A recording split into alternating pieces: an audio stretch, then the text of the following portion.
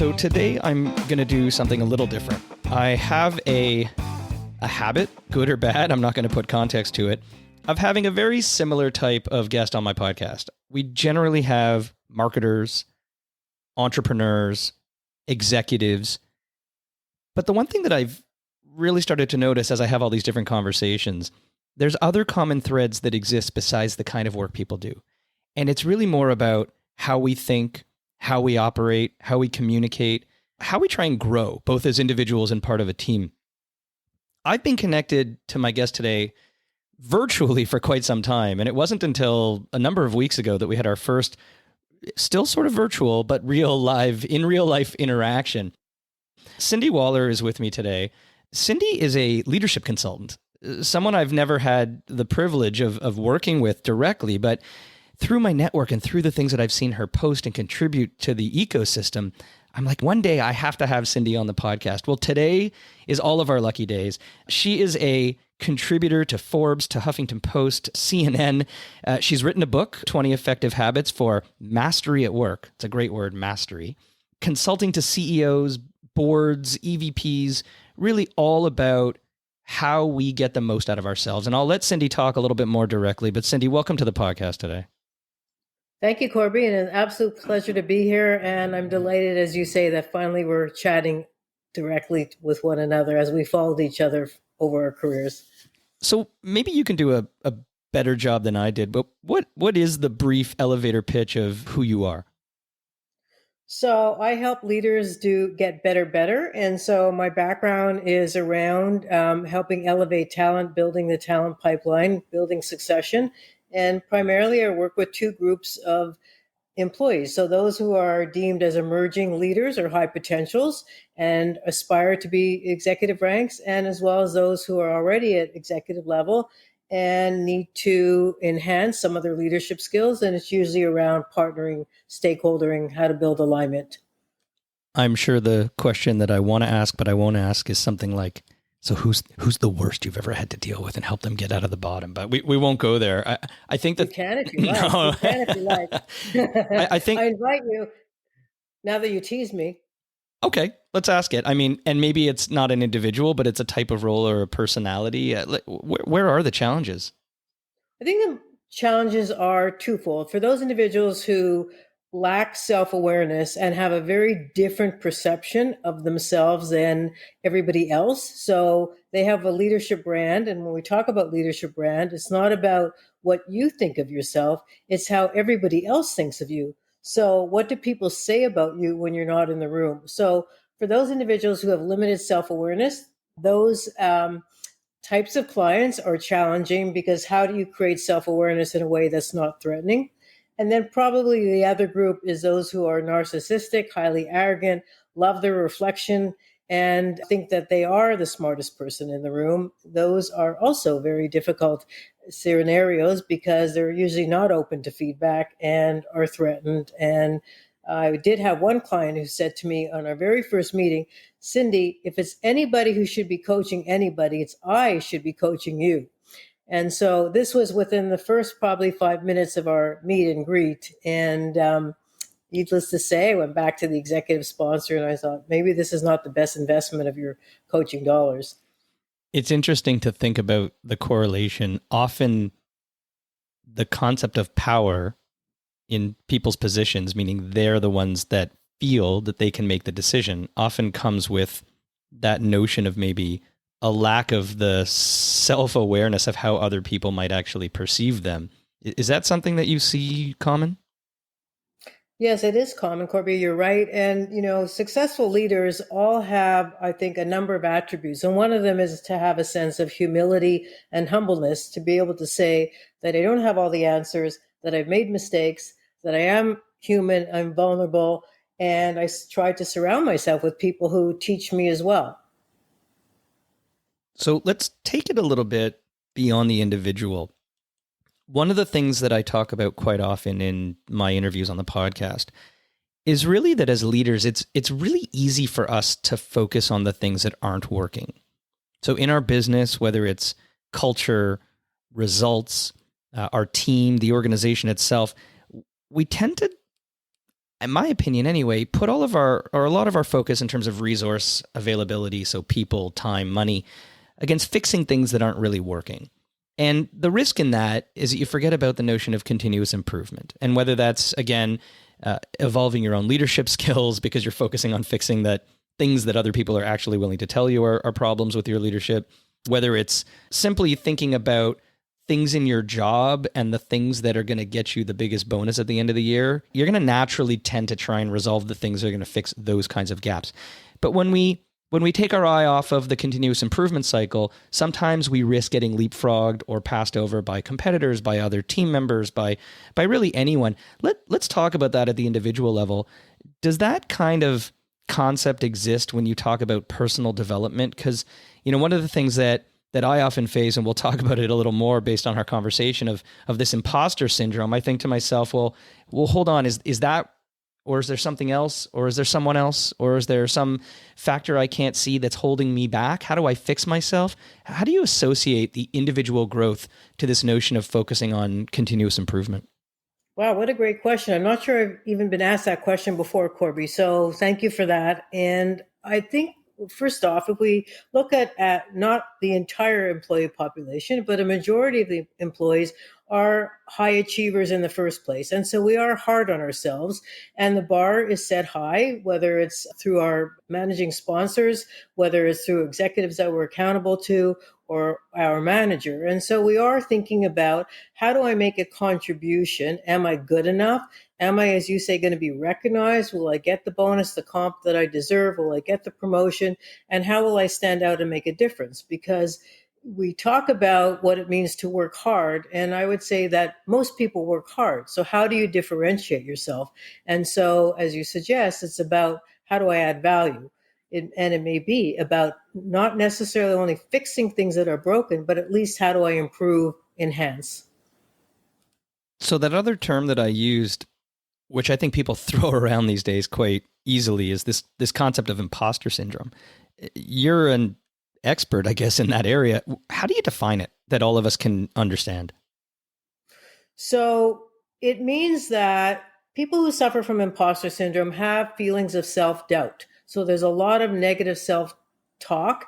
And anytime there's success, they've been given a promotion, a raise, a compliment, great job, then they always externalize it. They'll say to themselves, it's due to luck, or I had a boss who was really nice, or a colleague just kind of likes me, as opposed to ascribing it to your own smarts, talent, and expertise that you have. And so imposters feel that they're not deserving of the success that they have. They're always second guessing it, and it's due to somebody else's reason that they're successful. I would say that most of the population at any given time in their career has at some point have suffered from imposter syndrome. So it's gender neutral. It's amongst both men and women at various points in your lifetime. And it's about recognizing that, how do you own your wins, and how do you take accountability for some of the very positive things that you value and that people value you for. Does that concept of owning your wins in any capacity conflict with what we just spoke about before, which was the notion of humility? How do you coach people through balancing that, self-affirmation and positive reinforcement of oneself and one's success, but doing it in a way that still maintains a level of humility, to your point about, good leaders? I think there are very few geniuses in the world. So as long as you don't see yourself as a genius and exceptional and extraordinary, but see yourself as somebody who's earnest with intent, and that you yourself didn't do this by yourself. So I don't believe that any single human is successful all by themselves. It has to do with being able to take feedback, pivot, dust yourself off when you fall down. And it's about surrounding yourself with equally talented people who attribute your success in a collective way. It's funny, when I interview people, I often count the number of times in a 30-minute conversation that the term I is brought up as singular. And I think that goes along with what you were just saying. There is no real individual who can do everything on their own, right? There's always some semblance of team, whether it's a permanent team, a project team, a vendor, even family at home that allows one to get things done. So I think that's an interesting correlation.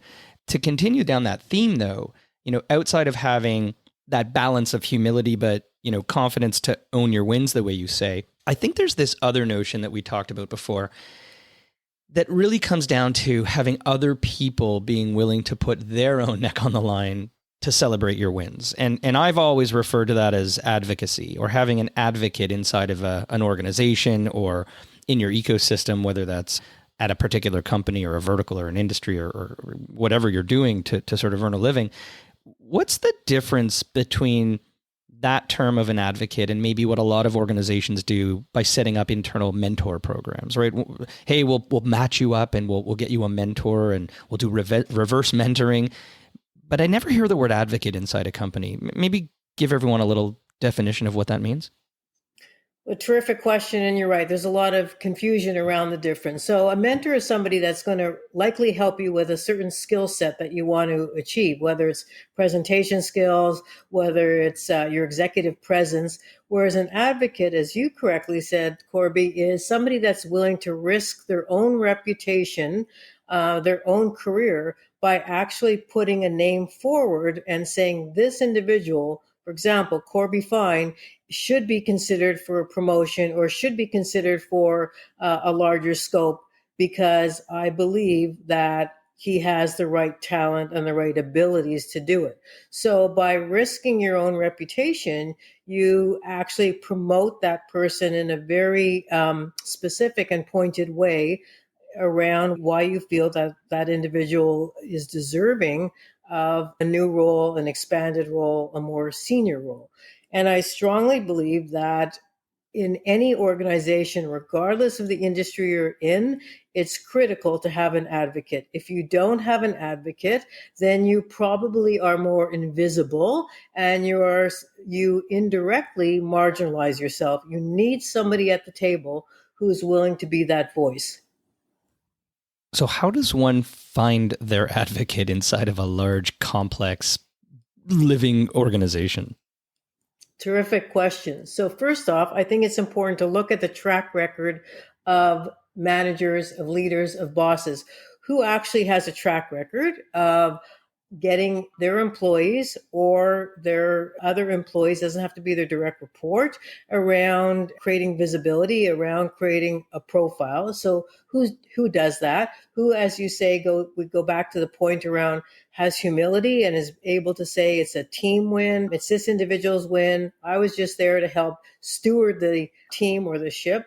And then as an employee, you do need to be vocal and connect with that individual and say that I'm looking for an advocate. How can we set up this relationship? How can I demonstrate to you that I'm deserving of having you as my advocate? And maybe as an employee, you volunteer to be on a project or a committee so that you have some visibility and some known quantity to that potential advocate. Yeah, it's great advice. And I always tell people, think about, to your point, where are the teams that have leaders that ultimately are the feeding ground of talent, of top talent into the rest of the organization? And I think the thing that people forget, it's not always about upward momentum. It's often about sideways momentum. And how do people get recognized? It's not always with a promotion. It's with an opportunity to take their skills, knowledge, and adaptability and then apply it to maybe another area of the organization that needs differentiated thinking or modernization. So I don't know if that's something you've seen as well, but does lateral movement in and of itself also show that that leader is actually someone who's good at sourcing talent, bringing in the right kinds of people? Is that something that makes sense as well? Yes, Corby, and I think you're spot on. And so you're right. A lot of times people resist a lateral transfer because it's not going upwards, but it is your ability to be able to showcase your skills, that they're transferable, they're not subject matter specific, that you can apply these skills to other areas. And again, then you attract more champions and more colleagues and peers who know you, know your work. Got it. So You are an experienced leader. You've advised, as we mentioned earlier, just so many others and different types of organizations at different levels. You've spoken and engaged on all kinds of topics. Some we've talked about today, but others, attracting top talent, empowering women, leading remote teams, really a gamut of things that organizations face. So for my listeners, what are the hot topics that your current clients are engaging you about? Like, what is happening in 2023 through these uncertain economic times that are at the top of the list of organizational concerns? One is emotional well-being. So how we need to pay attention to the fact, to use your term, that employees come from an ecosystem of family, personal scenarios, and that great managers should be hired for their ability to have empathy. And so in the old days, we would ask employees to leave their problems at the front door. And it sounds bizarre for me to even repeat that, because how can we do that? Nor should we do that. So whether you're a single parent, whether you have little children, whether you have aging parents, health problems, other challenges, we need our managers to understand that there are times we're not performing at our best. And how do we support individuals around balancing some of those stressors? So that's one top thing. The other continues to be around partnering and stakeholdering. How do you take diverse individuals with strong egos and create alignment around a common goal? And then I think the third is around leadership brand.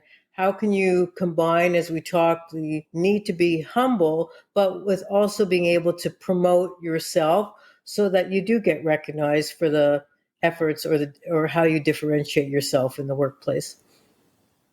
The last question is really more about the kind of skills that you bring as an outsider to the inside of an organization. As an organizational psychologist, ultimately, it's something that I haven't seen as let's say a fixed permanent function or role within a company. Are you seeing that change? Are you seeing, tied to things like emotional concern and empathy and some of the topics we talked about, are companies now more willing to consider these kinds of roles, the kinds of skills that you bring, as permanent assets within the HR organization? Or do you still see it as a external skill set that'll be brought in on a more on-demand, as needed basis? It would be great, and hopefully we are moving in a direction where there's internal resources that are permanent, as you suggest. At the moment, I'm pretty sure it's still external. Having said that, I do have the good fortune of having very long-standing relationships with the organization clients that I have. So that is something that permeates as long as I continue to be seen as adding value and making a difference. That's great. And so if anybody was interested in getting in touch, what's the best way to get you as a potential supporter of their organization? So very easily, Cindy Wahler, CindyWahler.com. Easy peasy. Cindy, I'm not going to go through the whole bio again, but again, as a leading organizational psychologist dealing with a wide range of topics, helping CEOs and boards and leaders across the board, really in any industry, get through some of these challenges. Thank you for sharing some time with me. Thank you for reminding me that it's okay to have imposter syndrome, because we all do at some point, and some tips and tricks on working through that and looking for my next advocate. I really appreciate you being with me today. Absolutely. It was very enjoyable. Thank you. Thank you. You've been listening to Fine Tune. If you haven't done so already, please subscribe to the show wherever you get your podcasts. You can connect with me on Twitter @CFine, through LinkedIn @CorbyFine, or visit my website, corbyfine.com.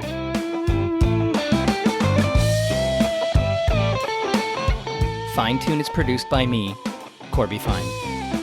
Thanks for listening.